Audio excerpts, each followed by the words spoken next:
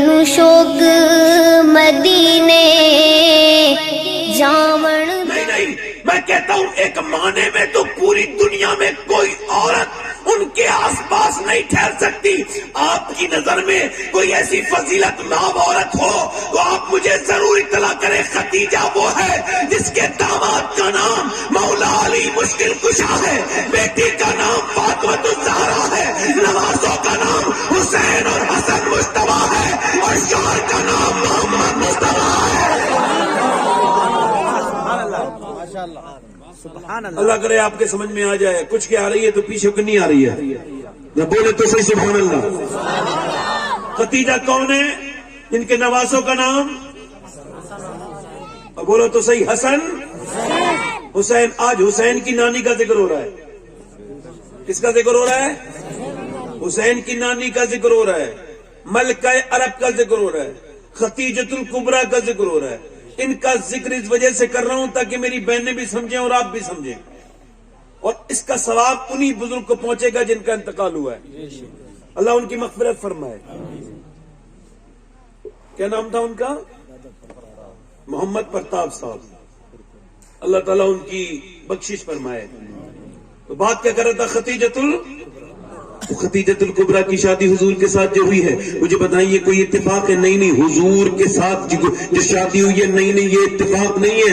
जरा गौर करें, इस वजह से कि मेरे रब ने अपने हबीब को, प्यारे महबूब को, सुनो, अपने हबीब को अल्लाह ने यार भी चुन चुन के दिए और रिश्तेदार भी चुन चुन के दिए। न यारों का जवाब है, न रिश्तेदारों का जवाब है। अगर रिश्तेदारों की बात करो तो हसन हुसैन रिश्तेदार है, मौला अली रिश्तेदार है, और अगर यारों की बात करो तो उस्मान यार है, अबू बकर यार है, उमर यार है। नारे तकबीर, नारे रिसालत। जब तक सूरज चांद रहेगा। खतीजतुल कुबरा। क्या कह रहा था मैं? अल्लाह ने अपने हबीब को यार भी चुन चुन के दिए और रिश्तेदार भी। और सैयदा खतीजतुल कुबरा की शादी हुजूर के साथ हो जाना ये कोई इत्तेफाक नहीं है। नहीं, शेख अब्दुल हक मुहद्दिस देहलवी फरमाते हैं, और आपने वाक़या आप नोट करते हैं, आप फरमाते हैं, सैयदा खतीजा बयान करती हैं कि काबे में मेला लगता था एक साल में एक मरतबा, जिसमें सिर्फ जिसमें औरतें होती थी, मर्द कोई नहीं होता था। वो मेला साल में सिर्फ एक मरतबा लगता था। फरमाती उस मेले में एक मरतबा मैं शामिल थी। फरमाती मैंने देखा कि मैं काबे के करीब थी तो एक आदमी आया, उसके पास कपड़े थे और वो कपड़े उसके फटे हुए थे, उसके हाथ में एक किताब थी और बाल उसके बिखरे हुए थे, रंग उसका सांवला था, बूढ़ा आदमी था। उसने औरतों के मेले में जब उसने एंट्री की तो औरतों ने धक्के मारे और कहा तुझे शर्म नहीं आती? ये औरतों का मेला है, तू मर्दों के क्यों आता है यहाँ पर? अल्लाह अकबर। जरा गौर करें, वो कहती है उसने धक्कों की परवाह न की, काबे की दीवार से जाके लग गया और उसने अपनी किताब खोली और बोला तुम मुझे जो है वो धक्के मार, तुम मुझे धक्के मारती हो, मैं तुम्हें खुशखबरी सुनाने आया हूँ। कैसी खुशखबरी? सुनो, अगर मेरा इल्म सही है तो ये मक्का वही जगह है, मक्के में जहाँ अल्लाह का हबीब कुछ दिनों के बाद तशरीफ लाने वाला है।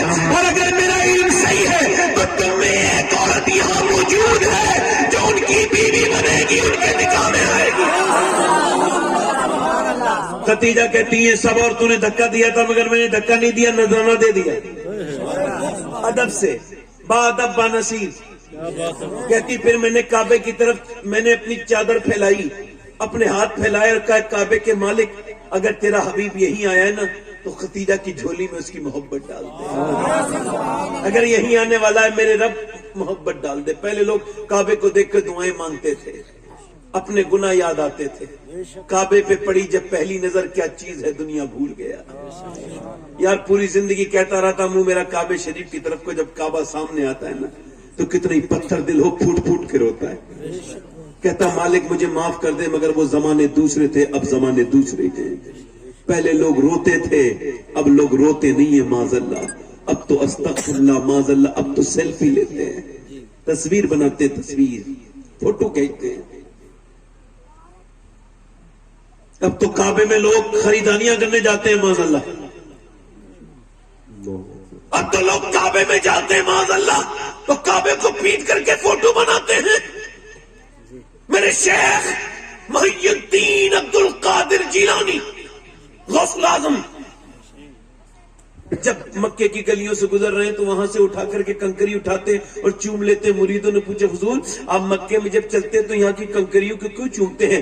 آپ کی آنکھوں میں آنسو ہے. فرمایا اس وجہ سے کہ میرے نانا 53 سال مکے کی گلیوں میں گزرے ہیں, کیا پتا کس پتھر پہ میرے نانا کا پاؤں لگ گیا ہو, کس کنکری کو میرے نانا سے نسبت حاصل ہو. اللہ اکبر. جب کوئی کہتا تھا پڑھیے لبیک اللہم لبیک لبیک لا شریک لک لبیک, پڑھیے لبیک پڑھیے. حضرت امام زین العابدین امام حسین کے بیٹے سے امام حسن اور امام حسین دونوں نے 25 حج کیے پیدل. کتنے؟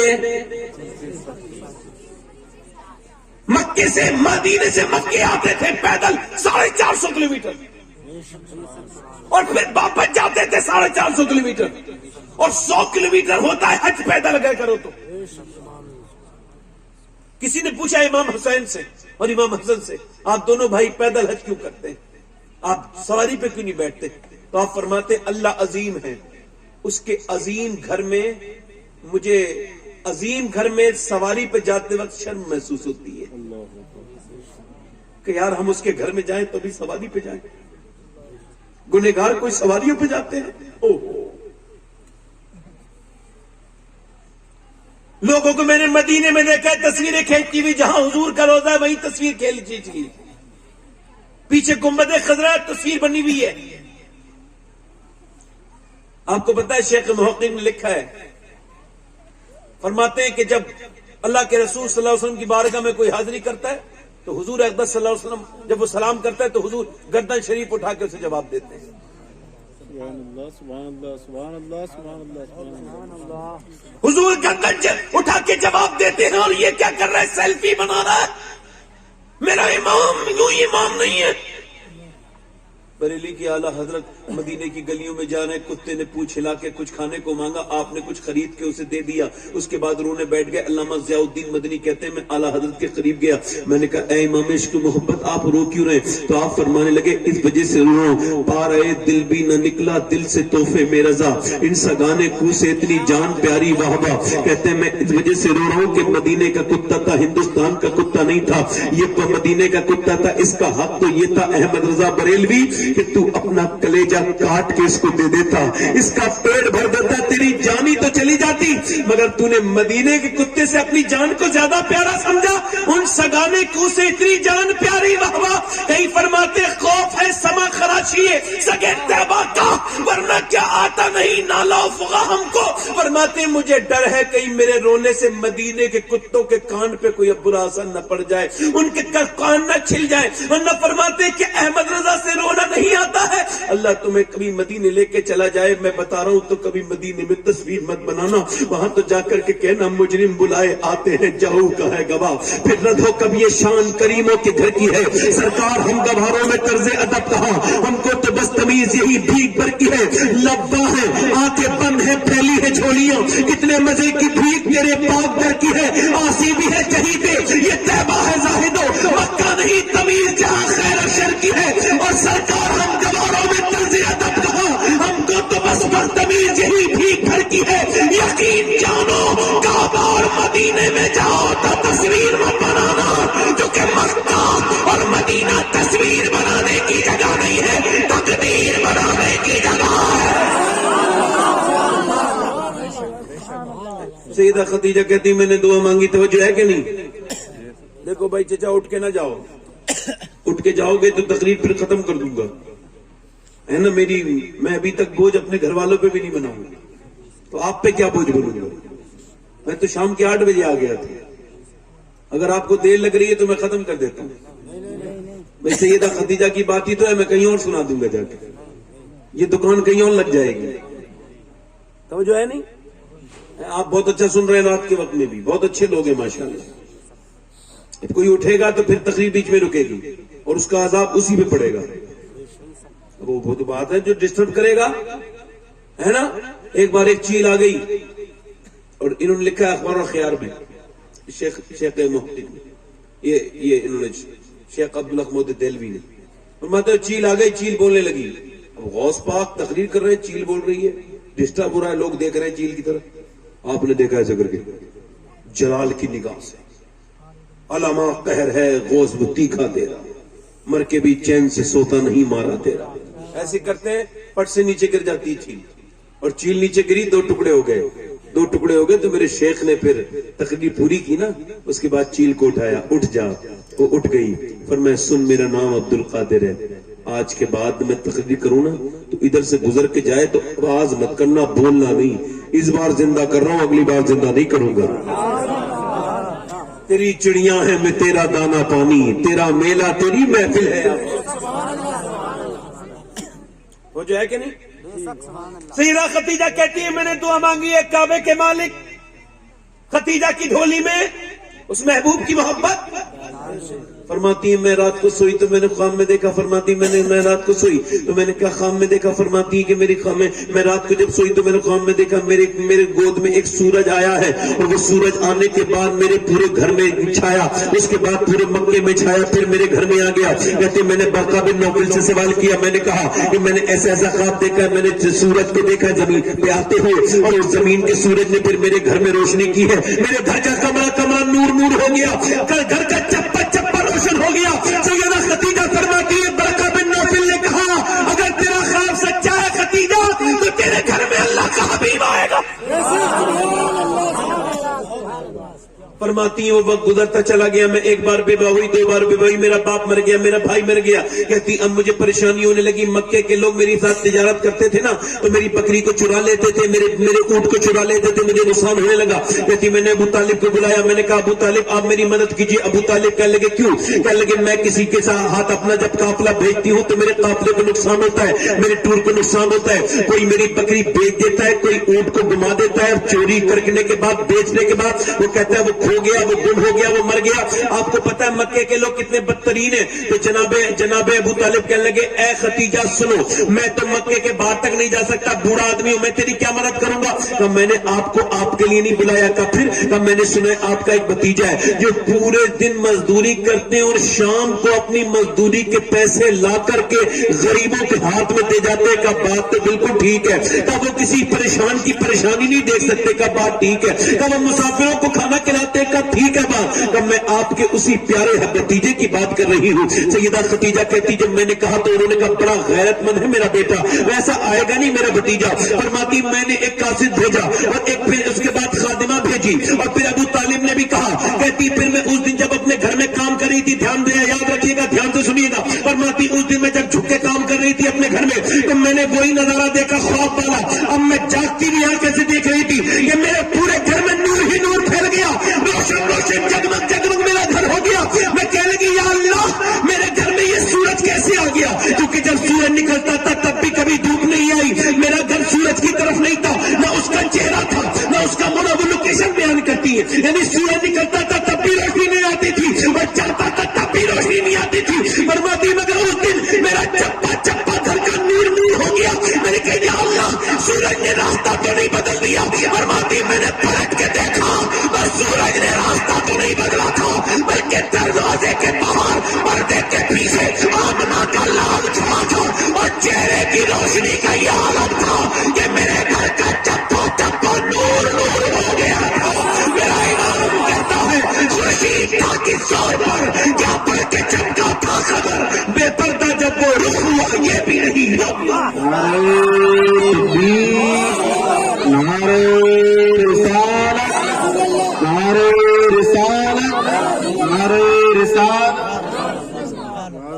وہ جو ہے زور سے بولو سبحان اللہ. خدیجۃ الکبریٰ کہتی میں نے حسین بہت دیکھے تھے، ذرا بولو تو سبحان اللہ بولو تو یار. آج لوگ دنیا حسینوں کے چکر میں پڑی ہوئی ہے، خدا کی قسم حسین میرے آقا کریم ہے. آپ کو بتاؤں حضور کے حسن کی بات بتاؤں تھوڑی، ذرا بولو سبحان اللہ. میری بہنوں آپ بڑا دھیان سے سننا، آپ کو بڑا کچھ لے کے جانا ہے یہاں سے، خالی ہاتھ نہیں جانا ہے، ٹھیک ہے. امی عائشہ فرماتی ہیں، سیدہ عائشہ فرماتی ہیں، ادھر دیکھیں، کہتے ہیں ایک دن نا حضور نے نا چادر اوڑھ لی. فرماتی ہے ایسے چادر اوڑھ لی حضور نے ایسے کر کے، کالی چادر. سبحان اللہ بولو نا یار ذرا. فرماتی چالی چادر اوڑھی حضور نے اور ایسے کر کے چادر کو حضور نے لی لیا اور پھر حضور نے اس چادر کو ایسے کر لیا اور پھر مجھ سے کہا عائشہ یہ بتاؤ میں اس کالی چادر میں کیسا لگ رہا ہوں؟ فرماتی میں نے کہا حضور ایسے لفظ نہیں بنے جو آپ کی تعریف ہو سکے اللہ کے رسول. فرمایا نہیں بتاؤ عائشہ کیسا لگ رہا ہوں؟ فرماتی جب حضور نے کہا تو میں کانپ گئی. میں نے کہا حضور میرے پاس لفظ نہیں. کہا نا عائشہ بتا کیسا لگ رہا ہوں. فرماتی پھر جب حضور نے کئی مرتبے پوچھا تو میں ڈرتے ڈرتے بولی حضور کما کہوں تو نہیں, البتہ آپ کا چہرہ اس چادر میں کالی ایسا لگ رہا ہے کہ جیسے بادلوں میں سے بدلی کا چاند باہر کو آ گیا. امی عائشہ فرماتی چہرہ اتنا حسین کبھی کسی کا نہیں دیکھا. کہتی مگر اس سے اچھی بات فرماتی جو مجھے لگی وہ یہ تھی کہ ان کی آنکھیں جھکی ہوئی تھیں. اب تک جتنے آئے تھے ان کی نگاہیں جھانک کے دیکھتی تھی. تاک جھانک ناک دیکھو تو خدیجہ کیسی ہے وہ جو ہے. مگر یہ پہلا آدمی میرے گھر آیا تھا جس کی نگاہیں, اور بولے تو سبحان اللہ یار, نگاہیں جھکی تھی. تو نگاہوں سنتیں ہیں جھکانا نگاہیں. میرے بھائی یاد رکھنا جس کی نگاہوں میں حیا نہیں ہو نا, یعنی جس کی زندگی میں اس کی نگاہیں اس کے کنٹرول میں نہ ہو, وہ بے حیا انسان ہوتا ہے. اور بے حیا انسان کی نہ دنیا میں عزت نہ آخرت میں عزت. وہ کہتے ہیں حکیم لقمان کہتا ہے کہ جب تو کسی گھر جائے نا بیٹا اپنے, میں 8 نبیوں سے ملا 800 باتیں سیکھی. کتنی؟ اور اس میں سے ایک تجھے بتا رہا ہوں جو ضروری بات یہ ہے کہ جب حکیم لقمان نے کہا, حکمت والا آدمی نا حکیم لقمان, تو کہنے لگے میں تجھے بتا رہا ہوں بیٹے جب تو کسی گھر جائے نا تو ایک کام کرنا کہ اپنی نگاہوں کو ذرا کنٹرول میں رکھنا. اگر تو ایسا کرے گا تو اللہ تیرے دل میں نور پیدا کر دے گا, عبادت میں سرور پیدا کر دے گا, تیری عزت بڑھ جائے گی. کہتی جب وہ بولے تو میں نے بولنے والا کسی کو نہیں دیکھا. کہتی بولنے والے تو بہت دیکھے تھے. میں آپ کو بتاؤں, آپ کو ہر نبی یعنی نبی وہ ہو ہی نہیں سکتا جس کی آواز خوبصورت نہ ہو اور چہرہ خوبصورت نہ ہو. وہ نبی نہیں ہو سکتا جس کا چہرہ اور آواز, اور میرے نبی ان سارے نبیوں میں سب سے زیادہ خوبصورت.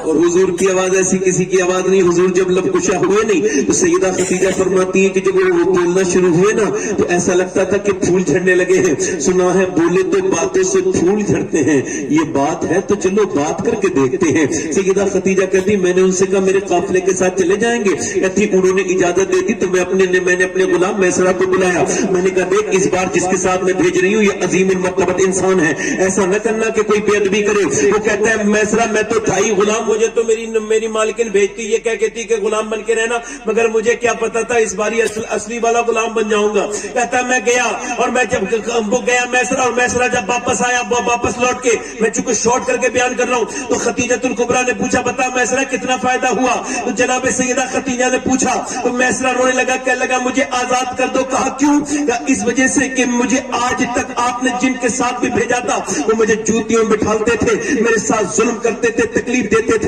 مگر میں پہلے انسان کے ساتھ گیا ہوں جنہوں نے پہلے مجھے کھلایا بعد میں خود کھایا, پہلے مجھے سلایا بعد میں خوش ہوئے. کہتے انہوں نے مجھے پورے سفر میں ڈانٹا نہیں ہوئے. بولو تو سبحان اللہ یار, پورے سفر میں ڈانٹا نہیں. کہنے لگا اور سنو خدیجہ, میں نے اتنا اچھا انسان آج تک اپنی زندگی میں نہیں دیکھا. انہوں نے مجھے اتنا پیار دیا ہے کہ میرے ماں باپ مل کے پوری زندگی میں اتنا پیار نہ دے سکے.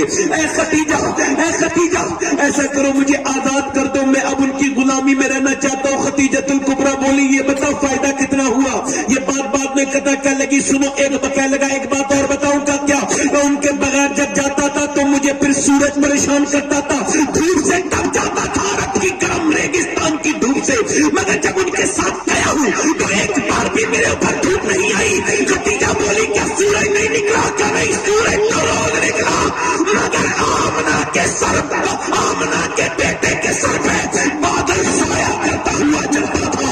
اللہ اکبر. خدیجۃ الکبریٰ رضی اللہ تعالیٰ عنہا فرماتی ہیں پوچھنے کے یہ بتا فائدہ کتنا ہوا؟ فائدہ کہنے لگے جب منڈی میں پہنچے نا تو مکے والے بولے اللہ کے رسول سے کہ جھوٹ بولو. نبی نے فرمایا جھوٹ نہیں بولوں گا. کہ منڈی میں نقصان ہو جائے گا. سبحان اللہ. کچھ لوگ کہتے ہیں نا جھوٹ نہیں بولو تو نقصان ہو جائے گا, اور وہ بھی لوگ یہ کہہ رہے تھے کفار مکہ, تو ان میں کیا فرق رہ گیا؟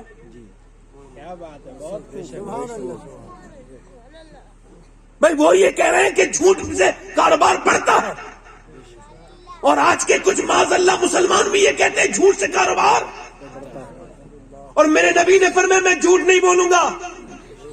کہنے لگے لات عزا کی قسم کھاؤ، فرمایا میں ان سے بیزار ہوں، کیا بات ہے. میں نے قسم نہیں کھانی. کہا پھر کہا میں تو سچ ہی بولوں گا. کہا نقصان، فرمایا نقصان اور فائدہ میرے رب کے ہاتھ ہے.